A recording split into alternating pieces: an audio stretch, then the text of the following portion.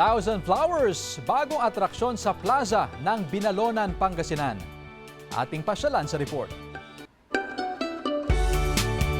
Picture perfect lalo na sa gabi ang bagong atraksyon sa plaza ng Binalonan, Pangasinan. Yan ang tinatawag na Thousand Flowers, mga korting bulaklak na inilawan at talaga namang mapapawaw ka sa ganda. Hindi mo na kailangang antayin ang holiday season dahil masisilayan mo ito all year round. Dire-diretso, all year round, pwede po talaga siyang puntahan dito. And paggabi, iniilawan din po siya.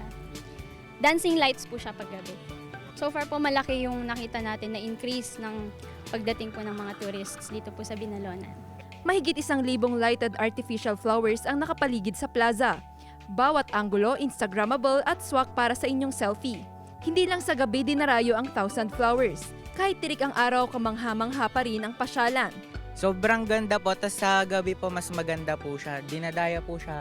Madami pong nagpo-post dyan. Nakakaalis din daw ng stress kapag bumisita ka rito. Tiyak na tanggal ang pagod mo sa trabaho at relaxing para sa mga kabataan. Very peaceful po dito and magandang paggalahan.